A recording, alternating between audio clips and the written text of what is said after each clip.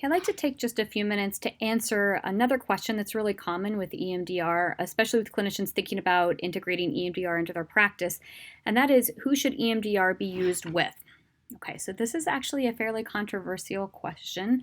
I think you're going to get different answers from different people, and I've noticed that there can tend to be, maybe this is just like on Facebook groups, but a lot of emotionality around this. Like, oh my gosh, EMDR could be really dangerous, and you don't want to hurt people with it. And absolutely, especially from a trauma psychology perspective, you always want to use care, and you always want to make sure that you know quite a bit about who you're working with before you dive into anything that's super trauma focused. So, yes, absolutely.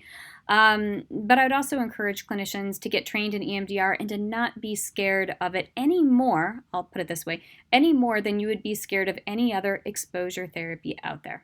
So, exposure therapies are as old as therapy itself. It used to just be talk therapy, right? With maybe not a lot added to it. EMDR ultimately is an exposure therapy. It's an exposure therapy that integrates some cognitive restructuring and some bilateral stimulation. Ultimately, it's an exposure therapy. So, if you really like exposure therapies, you really believe in exposure therapies, of course, we know there's a lot of evidence behind exposure therapies in general. Okay, so such as prolonged exposure or trauma-focused CBT, then EMDR might be right for you. In terms of who it's going to be right for in your clients, again, you're going to get different answers to this. Let me give you just a few thoughts without trying to instill a lot of fear in you. One thing that you want to be mindful of is if your client is in litigation. You might want to be careful about this. Sometimes there's a recommendation not to do EMDR when a client is in litigation. And one concern about this, which is not a clinical concern, but it's more about kind of in the legal community how EMDR can be seen. I have heard it be the case before that attorneys have not liked it if EMDR has been used because they have this misconception, not all attorneys, not all the time, but it has been the case sometimes that there can be this misconception that because it's a memory reconsolidation therapy, that somehow like new memories have been implanted or something, or the story's not real, which of course is not the case. And we know this as mental health providers. But you might just want to be aware of the impression that people might have who are in positions of power, even if those impressions are completely inaccurate. You might just want to be aware of that. I'm always balancing with clients, what's good for their case versus really what's good for their mental health. And in an ideal world, I would prefer to just focus on what's good for their mental health and really have no other agenda but what's best for them.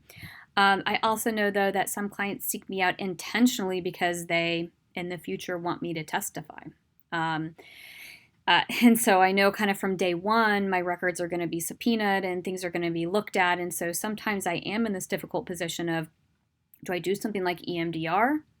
Okay, if they're in litigation, if there might be some questions or if they might get attacked for that, I just want to think about that. And in those cases, honestly, I take it on a case-by-case basis. But a lot of times I'll consider a different exposure therapy in those cases. So something like prolonged exposure. It's kind of silly because they're both exposure therapies, right? But for whatever reason, EMDR sometimes is viewed a little bit differently. Again, for no good reason, really. One thing that kind of on this the same topic, though, of if your client's in litigation, that you would want to consider, and again, in an ideal world, you're not thinking about any of this because you're just doing what's best for the client, but it is the case that as they're going through EMDR, their connection or their emotionality about that memory might change. And it's not uncommon, it doesn't always happen, but it's not uncommon that through the process of EMDR, sometimes gaps get filled in people's memories. So sometimes little things that they didn't remember come back to them. Okay, so this is not like you're creating new memories, but just the more you think about something, the more you kind of put it back in place, right? The more you start to put these fragmented parts of the traumatic memory together. Some people. So I have heard it that sometimes it's the case that then if that person gets put on the stand, maybe their memory is a little bit more vivid, it's a little more cohesive. The timing of it might change because we know that timing, the hippocampus, that timekeeper of the brain, processes things differently in trauma. Okay, so it can lead to a timestamp not getting put on the memory, and people aren't really as aware of order that things happened in a particular memory or what exactly happened. But actually, as we help the hippocampus through EMDR, sometimes that shifts a little bit. So what can happen is you can have this client that's now accused of changing their story. Well, you didn't remember it so well last time. Well, how do you know that you went to the restaurant after the frat house? Before you said you thought you had gone before you went to the frat house. And these are individuals that, in large part, they don't have any idea how trauma memory works or how memory works. So you might get accused of changing your story. The other piece is that as you progress through EMDR, if EMDR is working well for a client, then their emotion about the memory could also change. So you might have someone who, when they think about a memory, they're sobbing and they're hyperventilating and they're shaking. And I mean, they're extremely distressed. And then after EMDR, of course, it's a horrible thing, but they're not showing those visual displays of distress. And so sometimes that can be interpreted as, oh, they're not really bothered by this. It wasn't really that big of a deal. Or maybe they're making it up, because if it was real, they would actually be feeling more about this. So again, that's not great for their case. So kind of weighing out what's good for their mental health, because I don't want somebody just suffering with something when I know there's something that might be of help to them. Yeah, but we're always kind of weighing these things out. So that's one thing to consider, is if your client's in litigation. Another thing, if you're working with psychosis, to my knowledge, there's not great evidence that this is going to work well with psychosis. With traumatic brain injury, it totally depends. I get asked that question constantly. It depends on kind of how severe the deficits are. For EMDR, what's important is that the client is able to bring something into mind, basically on command, and hold it there, even for a short period of time, but they need to be able to hold something in mind and bring it to mind. So if their attentional deficits are so severe that they can't do that, they're probably not going to benefit from EMDR. I'm not going to say it would be dangerous to try, but you just may not get very far with it. Another thing to consider would be is if the client has a history of seizures.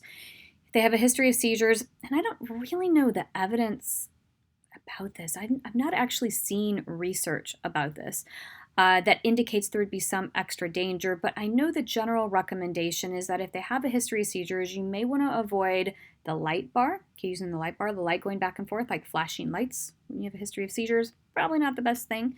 And you may want to avoid eye movements altogether. Okay, so this is for seizures. If it's psychogenic seizures, and that's been pretty well established in that, we think that's a different thing. And there's actually some solid evidence that EMDR can be helpful with psychogenic seizures. But if we're talking about something like epilepsy, then it's a little bit of a different thing. Okay. The other time that you wouldn't want to use it with clients would be if they don't want to use it. I know this is pretty basic, but I think once in a while, you come across a clinician who advertises themselves as an EMDR therapist. Nothing inherently wrong with it, but if they're advertising that that's what they do, and really that's all they do, then I'm just hoping that if EMDR isn't something that the client wants, that they can, refer out or switch directions with that. So if the client is not all for it, do not do it. Keep in mind, trauma is all about lack of consent. Too much, too fast, there's nothing you can do with it, nothing you can do about it, that sense of helplessness. And we don't want to recreate that for clients. And I've had clients who've had that experience with EMDR, and they'll say, yeah, I was told just to keep going, and they actually ended up worse off. So if you're looking for EMDR to be dangerous, I know none of us is, but things that would make EMDR dangerous would be if it's coercive, if you're trying to force something, and that's the same with any therapy, right? The other way would be dangerous is if you're throwing somebody into the exposure pieces of EMDR. So this would be phases 3, essentially through 6. You're pushing them into exposure therapy when they're not yet ready. So they're not resourced, maybe they're not stable. And of course, if they don't want to, that's not a good thing. So other than that, I'd say EMDR can be helpful for a wide variety of clients in terms of what it's evidence-based for. It is evidence-based for PTSD. It is used for a lot of things. Just keep in mind that it's not necessarily evidence-based for everything else. So there's all sorts of modifications where you can use it with depression and different anxiety disorders, even with OCD. But keep in mind with something like OCD, The evidence-based therapy really for OCD is exposure and response prevention. So I know that this can be integrated. EMDR can be integrated with ERP. And there's been actually decent evidence that EMDR alone for OCD has been beneficial for some clients. But just kind of know how to be a good consumer of research and to look at the research and know what it's evidence-based for. And if you're using it for something else, it's not necessarily a bad thing. Just know what you're doing and have a good rationale for it.